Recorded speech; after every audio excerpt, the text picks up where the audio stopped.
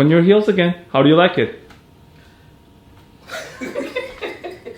Amazing.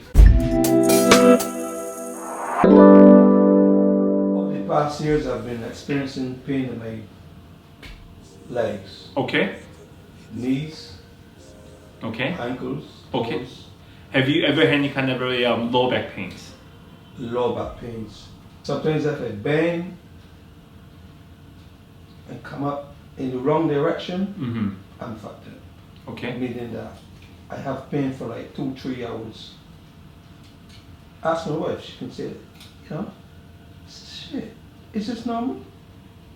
For no reason. I just bend sometimes to come up. It's wow. How about your foot pain? You told me that your foot pains are pretty sharp. So can you kind of compare the intensity of your foot pain with your lower back pain? The intensity of my pains is extremely unusual. The type of pain I experience Mm-hmm. is not a cold, it's like chronic. And I have to use painkillers. Oh, okay. Painkillers do soothe it, but the problem is still there because it comes back. It reoccurs. Okay. Any kind of activities? You did tell me that you cannot walk, you cannot really do gyms, and I also see how you walk on the heels because I saw you walking on your heels. I also asked you to walk on your tippy toe. That tells me different nerve supplies that are actually kind of giving different kind of functions. So we'll try to get up more deeper into it. Sounds good? Yes. That's okay. So one thing that I have to let you know, and I want to be able to get a confirmation from your wife also, is that did you ever know that your leg is in different sizes? Did you ever know about that? Not only that, did you also know that your left thigh is smaller and much weaker in muscle mass, and you have a smaller muscle on the left side? Right side is big, left side is small. Did you ever notice that? Indefinitely. Indefinitely. You can actually confirm it with me, so that you'll be able to see. Feel his thighs. Feel his thighs. You and I will be doing investigations together. You see that full muscles, like really big ones. Go ahead and feel this one. You feel that too. It feels like water balloon. Do you feel like there's not really so much muscle mass? You feel there's a lot of a kind of muscle that's kind of sagging here. What that actually tells me is this. This problem is not a 1 or 2 days of problem. In order for you to be able to have this much muscle degeneration, it takes years. We're talking about 10, 20, 25 years. This is at least 15 to 20 years of problem. No. So if I actually go ahead and show your foot here like this, I can already tell that you have very, very flat, and I'll show it to your wife. No arches. No arches. So you might be asking, okay, so that's the reason why I have a foot pain. And if you go to see a foot doctor, I guarantee, I solemnly swear, 99% of the foot doctor will tell you your problems are secondary to your flat foot and the changes because of flat foot. Why? Because I'm a foot doctor myself too. That's what I would say. But I wanted to let you know that's only partial of the story. The reason why I say is this. Some people actually have flatter arches because they are born with a flat foot, and that might be the case with you also. But there's also second types of group that might be pertaining to you. Have you ever known that you can lose your foot arches here like this? You can lose your foot arch over time. Have you ever heard somebody saying that my foot grows? Man, as I get older, my foot becomes bigger and wider. Did you ever hear about that? People saying it. I hear that sometimes because I'm a foot doctor. The reason why is this. You start to lose your arches as you get older. Why? Because the nerve supplies coming from your lower back area is unable to control. Think about your lower back as a master control center with a lot of buttons. If you don't have a proper nerve supplies coming over here, just like how you don't have enough supplies to your knees and your thighs and your legs, you won't be able to have as much or as high arches because it does not get enough information from your upper back and then your lower back areas. So there is not enough controls over here. So what I'm trying to say is your flat foot may not be just because you're getting old. Your flat foot does not necessarily mean that just because you are born with a flat foot. You don't have a foot pain because you have a flat foot and arthritis. No. There's something much more, much bigger in play that's actually going on with over here. Does it make sense to you? Yes. Okay. Question. Yes. What is the job for an arch? Very, very good question. Arch looks here like this, and you can see on this foot right here. The arch actually, its job is to be able to absorb shocks when you are walking. When you don't have that the arch, you're hitting the ground here like this every single time. It affects the back. Yes. So it actually goes both ways. People ask me, is it chicken first or egg first? Did I say that right? Chicken or egg first? So it actually goes both ways. Because there's some kind of nerve problem on your lower back, your foot cannot maintain the arch because there's not information. Also, because your foot is flat, it actually shakes up your knees and also your lower back. So it goes both ways. Ah, got you. Does it make sense to you? Yes. Where's your foot pain? Tell me exactly where your foot pain is. It's like in here, knees. Okay. So right here and right here. Ankle sometimes. Very, very good. Ankle here, right here in the top of your foot, and then closer to closer to your first toe, but closer to the foot. Yes. Those are areas that are supplied by what we like to call sacrum, the tailbone. So most likely you have weaknesses in tailbone. So before I go any further, I want to be able to kind of show you something. You see this stiffness? You see that? You see the stiffness right here? A lot of people say, okay, that's because I'm getting old. No, this is abnormal. This absolutely is abnormal.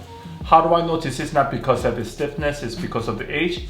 Once I treat him, you'll be able to see his entire right side will relax. But you do notice the entire right side is kind of stiff right here. You see that too? Left side is not so bad. You see that? Yeah. So which means that there's some kind of structural problem in his spine that actually makes his spine to be stiff on the right side, not so stiff on the left side. Doesn't make sense to you.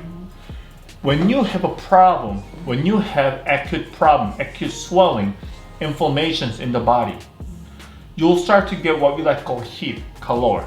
You know about all this, I'm so sorry, but you understand that, right? Mm-hmm. So that actually can be seen in the body, and you can actually run your finger through. Cold, cold, cold, cold, cold, cold, cold, cold, hot, hot, hot, really hot, hot. That means that there is a lot of inflammations on this area. I said there's a problem in his sacrum. This is his sacrum. You see a lot of inflammation on this area. In fact, you feel that? It goes on this clock. Yes. In fact, I dare to say, you see this outline over here? It's kind of faint. It's kind of faint, but can you see the outline here like this? This is the outline actually, like this. You see the outline, the general outline that I'm actually drawing out? Can you kind of make it with your, if you kind of squint your eyes a little bit, you might be able to see exactly what I'm talking about right here. This is actually area where there's edema, inflammations that are located. So there's a fluid inside. That's the reason why it's actually warm over here. So where I just have it drew, you'll see it's cold, but as I get closer to the area where I drew, it becomes hot. Which means that whatever is going on over here, there's some kind of problem that is actually allowing him to kind of retain this kind of the swellings on this side and does not let it evacuate. So he's been having this problem for God knows for how many years. Heel walk for me, please. Heel walk. Heel. Yes, yeah. Just like this. Yes. Should he go down his foot or just? No. Heel. No, I'm touching the foot. Just walk on your heels. Heel only. Yeah, heel only. See, turn around, and then come back. Walk on your right heel. Don't let. See, you cannot do it with your right side. Yeah. You cannot do it. Okay. Go ahead, turn around, and then let's do your toe walk. So toe only. Yes, tippy toes. Yes.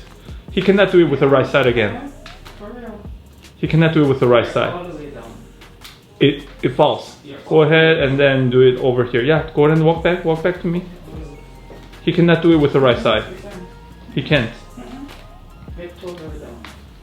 So that tells me there's a problem in his tailbone, in sacrum, where the heat was located. Without me even saying anything else. You already see it. I don't even have to say it. You already see it. Curvatures here like this. So I want to be able to let you know that's not a normal curvature, and that you don't have to know about that. Right? I mean, you don't have to be a rocket scientist to be able to know that there's a problem right here. Yeah. The reason why is because when you have a problem like this for such a long time, your body is not designed to be like this, but it has to kind of accommodate. So you start to kind of compensate in different places. So when you have this much of curvatures on your lower back, the structure below and structure above really suffers. So this is where your tailbone. When I was reading all the instruments with her, and then when I was kind of examining your spine with your wife, we found a lot of problem. Why? Because there's a structure below. Right above it, your wife was like, there's a heat reading, there's a reading. Why? Right here. There's a lot of problems on this side. So because of this curvatures over here, a lot of the nervous supplies from this side is actually jeopardized on your tailbone area. So why do I say that? Number one supplies to your tailbone. Number one thing, that the reason why you're here, tailbone supplies to your foot and ankle.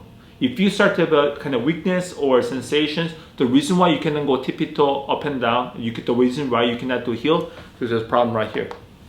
Not because of you have bad heel, or not because you have a flat foot, because of this one. You see this? Spikiness right here? Yeah. In the back of your heel? It's not supposed to be there. That's what calcaneus for. Sure. Calcaneus is right here. Oh, can I have her? Not you. Can I have her? This is actually a bone called talus. I have seen many talus. I've seen many foot x-rays. Me being a foot doctor, and primary and foremost being a foot doctor, I see a lot of foot x-rays. This is a bad calcaneal spur. If you go to any doctor's office, I will say, oh, you have a foot pain because there's a lot of spurs right here. So that's the reason why you have pain. Oh, you have a lot of, you see arthritis over here? Oh, you have pain because of arthritis. So take some pain medication and let the pain reside. No. There's a part of the story. Why do you have arthritis here? That's the question. Why do you have arthritis here? If I go ahead and then get somebody else from the street who might be another 59-year-old man, and then he or she may have less arthritis than you. So my question to you is, why do you have more arthritis in your feet while the other person may not?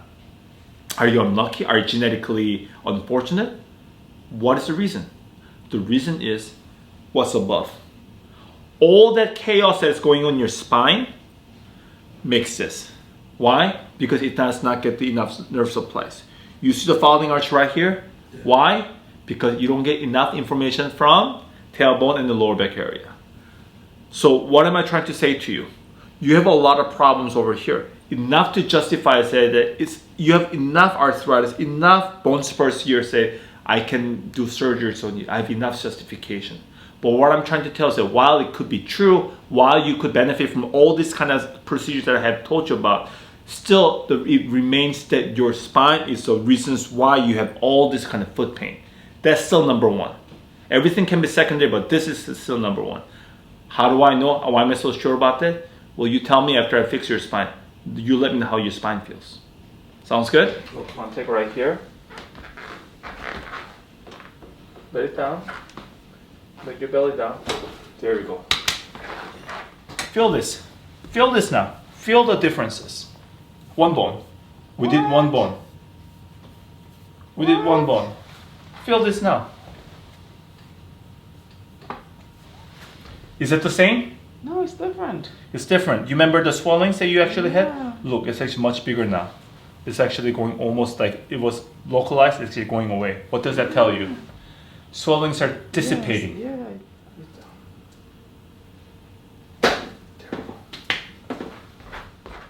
I can feel the change in that area. Yeah. But more importantly, how does your foot feel? How does your knee feel? Why don't you go ahead and do tippy-toe for me? Damn, you are tipping. You are tipping. Turn around. Why don't you walk on your heels now? What the hell? You're walking in heels. He couldn't do that before. Just No. one bone. Damn, you're walking in heels. Walk on your heels again. How do you like it? Amazing. Hey. 80% improvement on your lower back. All we did was a one lower back, one tailbone. That's it. Hi, this is Dr. Lee. Let's compare before and after. Before the treatment, notice how he is unable to do heel walk, but after treatment, look at him. He's much faster. He's able to also retain heel walk positions afterwards. Notice how he's able to do toe walk after the treatment, but before the treatment, notice how he's unable to maintain his toe walk positions. This is the power of integrative neck treatment. Thank you.